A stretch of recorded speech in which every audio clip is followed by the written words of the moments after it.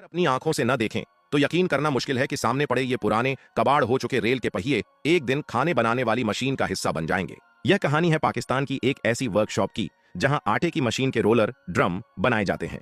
जमीन पर पड़े ये पुराने रेल के पहिए ही इन रोलरों को बनाने का कच्चा माल है। पहिए इतने बड़े होते हैं कि उन्हें सीधे इस्तेमाल नहीं किया जा सकता, इसलिए मजदूर गैस कटर से इन्हें कई टुकड़ों में काट देते हैं ताकि इन्हें आसानी से पिघलाया जा सके। आमतौर पर ऐसे रोलर बनाने के लिए खास मिश्र धातु एलॉय का इस्तेमाल किया जाता है, जिससे वे ज्यादा टिकाऊ और सुरक्षित रहते हैं। लेकिन संसाधनों की कमी के कारण यहाँ मजबूरी में कार्बन स्टील का इस्तेमाल किया जाता है। कटे हुए पहियों के टुकड़ों को भट्टी में डालकर पिघलाया जाता है। धातु को पिघलाने के लिए बहुत ज्यादा तापमान चाहिए होता है, इसलिए मजदूर इसमें भारी तेल फ्यूल ऑयल डालकर तापमान बढ़ाते हैं।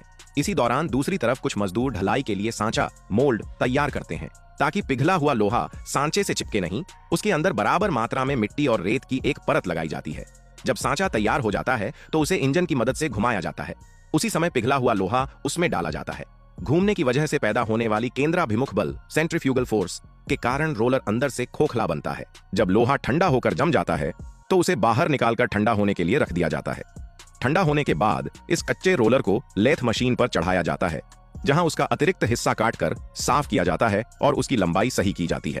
इसके बाद मजदूर अंदर के हिस्से बोर की मशीनिंग करते हैं। जब अंदर का हिस्सा तैयार हो जाता है तो रोलर के दोनों सिरों को गर्म किया जाता है और गर्मी से फैलने और ठंडा होने पर सिकुड़ने के सिद्धांत थर्मल एक्सपेंशन एंड कंट्रैक्शन का इस्तेमाल करके उसमें शाफ्ट फिट किया जाता है। शाफ्ट लगाने के बाद रोलर की फिनिशिंग की जाती है, जिससे उसकी सतह चिकनी हो जाती है और उसका आकार बिल्कुल सटीक बनता है। चूंकि रोलर में एक खास ग्रूव खांचा भी बनाना होता है, इसलिए मजदूर अपने ही बनाए हुए पावर टूल से उस पर कटाई करते हैं।